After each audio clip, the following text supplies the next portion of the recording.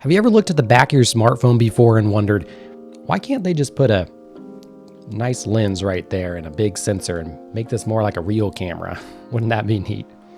Well, you're not alone. Over the last few years, I've been obsessed with trying every single attempt at smartphone camera hybrids, as I'm calling them. Because, oh yeah, this idea has been tried by just about everyone, from Sony, Panasonic, Olympus, and more. Everything from smartphones with extending zoom lenses built in to clip-on camera modules, and even full-on smartphones built into a mirrorless camera. But it's never exactly clicked, at least maybe until now. This metal block is called the Alice camera, and it's one of the latest iterations of this smartphone camera hybrid model with its own unique spin on the idea. I've been shooting this for over a month now, and I have some thoughts about who this might be good for, who it's not good for, and if this maybe finally has cracked the code to the smartphone camera hybrid model. And before I go into what makes this camera different and how it works, I do have to say this video is not sponsored by Alice Camera, but they did provide the camera for me to test and use. I'll be sending it right back after this video with a few new scratches on it. Sorry about that, guys, but I used it. Like the Sony QX1, the Olympus Air, and the DxO1, the Alice camera is designated as a smartphone add-on camera that essentially upgrades your smartphone camera with a larger sensor, interchangeable lenses, and some smart features we'll get into later. The sensor they chose to use here is a Micro Four Thirds size sensor, and I'm a big fan of this choice. It's large enough that it makes a noticeable upgrade to even the largest smartphone camera sensors on the market right now, but it uses a more compact Micro Four Thirds lens mount to maintain some sense of portability that you'd be used to with a smartphone. Though clearly you are still substantially increasing your footprint here regardless. And that Micro Four Thirds lens ecosystem is really one of the best parts. I love these lenses. They are cheap, they are small, compact, light, and super sharp. And there's just loads of them that are really fun in different focal lengths, zooms, primes. It's a great lens system. And while I don't have the most extensive collection of Micro Four Thirds lenses, I do have several, and all of them I tested on the camera and they worked just fine. So that's cool. Now earlier I called this a block of a camera earlier, and that's because it is. The body seems to be made out of only two pieces of aluminum for an almost unibody look. And while I don't think it's super attractive of a shape necessarily, it does have this futuristic minimal look, which is kind of cool. Sort of like the Sigma BF was going for, only this one came first and it's two pieces of metal. But that metal build does make it feel very premium and less like a toy. There is a front grip bump here that makes it easier to hold than if there wasn't one, but it's not very comfortable. It's pretty sharp. Even just some rounding on the corner there, or maybe some of those like sticky rubber adhesives they used to sell for point and shoot cameras you could buy third party, that would really help here. On the back, there is this thumb rest, which is actually really rounded and smooth, very nice, but it gets blocked a lot by the smartphone depending how big your smartphone is and how far you shove it over. I also got to give points for a built-in wrist strap, which seems simple, but a lot of these cameras just lack entirely. So that's nice. I highly recommend a wrist strap. I wonder if it'd be nice as well to have one on the other side, just in case you want to go with the full neck strap. The rest of the body is pretty simple. Up at the top, you have this multi-stage shutter button, which registers half presses for focusing, which is really nice. And also what feels like some sort of vibration motor when you take a picture or when you're focusing to give that physical feedback. And that's really nice because this has no mechanical shutter. It's all electronic shutter. So otherwise there would be no really indication that a picture was taken or if it's attempting to focus. So points for the vibration motor. That was kind of a smart feedback system. There's a cold shoe mount up at the top for accessories, a tripod mount on the bottom, and then on the back is where you clip in your camera with this little clip that supports most smartphone sizes. And then on the side, you have a 3.5mm jack for audio, a power button, and a USB-C port for charging and data. That audio jack for microphones is actually a really nice addition because this camera is advertised as a modern content creation workflow kind of camera.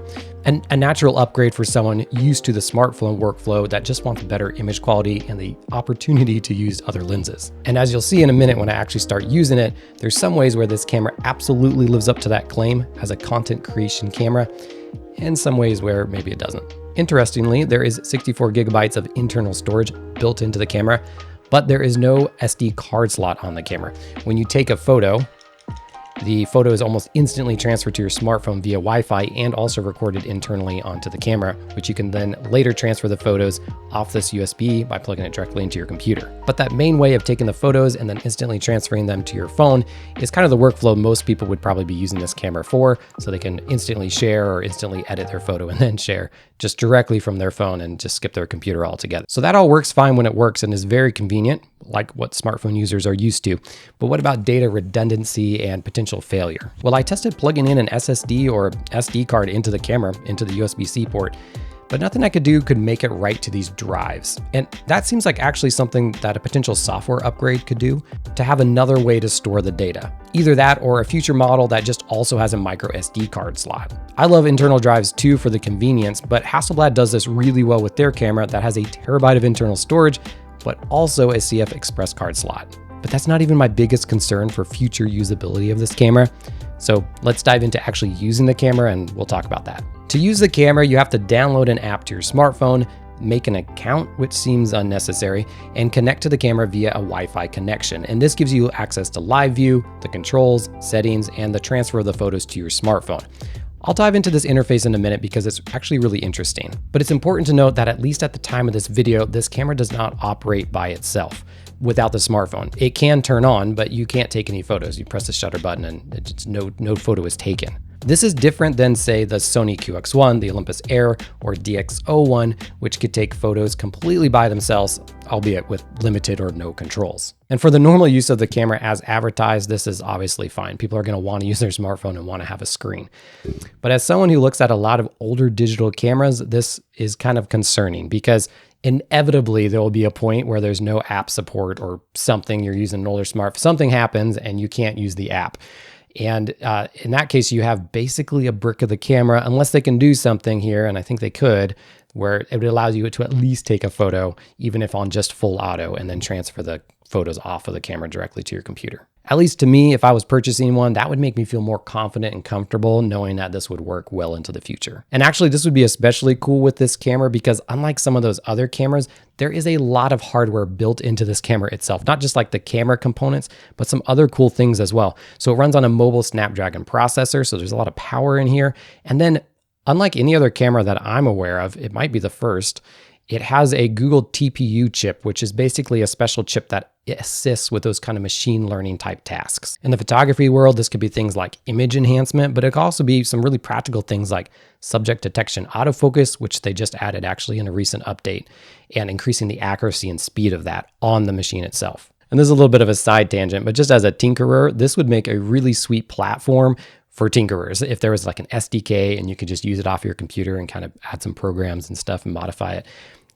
I'm sure that's not really in the cards, but it would be cool if that was available. Okay, but back to using the camera as intended with a smartphone. One of the big problems with previous hybrid cameras is that they take over your smartphone. So let's say you get a phone call or have to check a text message and then go back to the app. That delay it takes to reconnect to the camera every time can be several seconds long, and it really kills the experience. Surprisingly, connecting to this camera is super fast, and it's fast even if you quickly switch to another app and then go back to your camera. Check out your photos, whatever, and then go back to the camera. Surprisingly, very fast. I'm happy about that because that's one of the things about these camera add-ons, these phone add-ons, is that you're giving up your phone and the convenience. So yeah, that's good. That's a good thing. So a lot of credit has to go to the engineers for fixing that really annoying problem that these other cameras have. But, and this is a big but, this only works, it's only fast if this camera is already on. Actually booting up the camera first from completely off to on isn't super slow, but it does take several seconds. It's much slower than a traditional camera. And I imagine this is because it's more like booting up a phone based on the architecture. It'd be really cool to see this speed up in the future somehow, but in the meantime, the solution is to just leave the camera on until you're sure you're done using it for a time and just turn off your phone screen when you're not shooting. And there's also some sleep settings inside the app you can set, and that helps it be fast as well. Let's look at the app next because I do think it's really interesting the way they went about this. Part of the selling points of these kind of hybrid cameras is presenting photography controls in a way that's more familiar to a smartphone user. And I totally get that. I talk to people coming into the photography world a lot, and they're really intimidated by all the buttons and dials and settings and what they all do. And rightly so, by the way. It's a big jump from smartphones. The interface of the Alice camera app did take me a second to learn, but once I did, I actually think it's really intuitive. The main premise is that you have a bunch of controls, all the normal exposure triangle controls here, along with like white balance and focusing and distortion control over here on this side. And when the icon is green, that setting is in automatic mode, and the camera is choosing the setting for you. To switch to manual for any one of these settings, you simply select it and it turns red, and you can adjust the setting yourself. Then whenever you want to go back to auto, you just simply tap again. And then you can mix and match these to get into whatever priority or full manual mode you want. And each setting, when you go into it, no matter what it is, are all adjusted by a slider up and down with the value displayed as well, which makes it really easy to quickly learn what up and down does for each setting. And then, slowly you'll learn what these values actually mean. The camera supports manual focus, of course, and then also autofocus. And here's the down low on the autofocus. It's not great, but it's getting better. In my month of testing the camera, there has already been 2 updates to the camera that have improved the autofocus. In most situations, it works fine. It's not lightning fast at all, but it's not super slow. It's definitely usable in static and near static scenarios. And now with the new subject detection, it may be even better for faster moving subjects. I don't have a ton of time to play with that yet because the update just happened, but it's good to see improvements in this regard. But I just have to be honest and throw this in there. There were some really random scenarios where the camera just refused to autofocus. Okay, this is randomly frustrating. When I zoom in on the zoom lens, it cannot focus on far, like infinity. It can focus up closer. Yeah, it's not the lens because I can manually focus it just fine. But it's the autofocus. And there wasn't really any consistency between what happened, and I just had to like manually focus to something else and then go back and try to get it to work. So a little bit of quirks. It doesn't happen all the time, but it's still there. Once again, I'm glad they're listening to feedback and trying to fix these things. But since this is an interchangeable lens mirrorless camera, we can adapt pretty much any lens we want. So of course, we've got to try that out. These are some of my favorite vintage lenses for Micro Four Thirds cameras, the tiny Pentax Auto 110 lenses, which can cover the full frame nicely because Micro Four Thirds sensor size is almost identical to a single 110 film frame. Pretty cool fact. One thing that my Sony QX1 camera didn't have was any sort of manual focusing aids, which was really frustrating. So I'm glad to see that on the Alice camera, they actually included punch and zoom, which can manually trigger when you half press the shutter button. And they also have this interesting rangefinder mode, which pulls a little square from the side of the screen to the center of the screen when it's in focus. And it's gonna take a little bit more practice for me to use, but actually seems pretty cool. And the funny thing is that I get that most people that buy this camera are probably not going to be adapting vintage lenses to it. So this can't have been that big of a priority on their list. But I am so glad that they included it because, of course, someone like me, I'm going to enjoy it. I did hear that one of the engineers on the project loves vintage lenses, so I'm going to just guess that this was his idea, his passion project. So thank you for that. Okay, but the big question is, how's the image quality and the video quality, and is it any better than just using your smartphone? Well, in short, here are some side-by-sides, and you can decide for yourself. Sorry for the lens protruding in the smartphone shots. I was trying to take them back to back as quickly as possible without moving.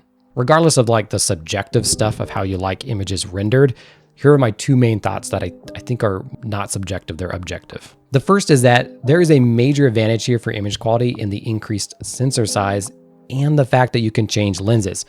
Not just for the potential gains in low light performance, but just the physics of achieving a nice out of focus background that's not synthetic. And then for shots zoomed in, there is just no competition. Digital zoom and AI image enhancement is getting better, but it's just nowhere near the image quality of an actual telephoto optic. And then on top of that, yeah, image quality is actually really nice. I'm actually quite impressed with the colors straight out of the camera. This is a difficult thing to pull off, especially for new camera companies trying to invent their own color science essentially, and even just white balancing algorithms from scratch. My Yongnuo Micro Four Thirds camera is a mess when it comes to the images. There's artifacts, they're super noisy, and the colors are bad. And I've heard just from talking to other people that are trying to pull this off with their own camera companies, that when you get these sensors to attach to your camera, other camera companies keep all that stuff secret. So you get this raw sensor data and then you have to figure out how to make it look. And some cameras are doing a better job of that than others. My Pixie rangefinder camera is another example where the colors just never quite looked right to me, but there's none of that here on the Alice camera, which is super impressive for a first-time camera. And I didn't mention this before because I think it gets talked about a little bit too much, but this sensor is only 11 megapixels. Now those 11 megapixels are fine for most use cases, certainly what this camera is actually designed to do. But I just think if you're trying to market to a smartphone users loved seeing those big numbers from Apple when Apple says 48 megapixels or Samsung says 100 megapixels. It might be hard to win them over and convince them that this is actually still better image quality in most scenarios. I'm just gonna guess that this all comes down to access to sensors. You'd be surprised, especially anything larger when we get to Micro Four Thirds or APS-C. These sensors are really hard to source and find. So I think this will become more available in the future. I would assume it's based off of that, not based off of any other sort of like technical limitation here. But it's certainly enough to print moderate sized images like these ones that I liked enough to print and add to this book project I'm working on. Here's that graveyard, by the way, of past hybrid cameras that all promised us smarter camera or a better camera for your smartphone, and in one way or another kind of failed. I'm curious what you think, if the Alice camera can finally break that curse, and if it can, what features you would like to see in the camera. Go out there and shoot with whatever camera you have, go out and have fun doing it, and until next time, as always, happy snapping.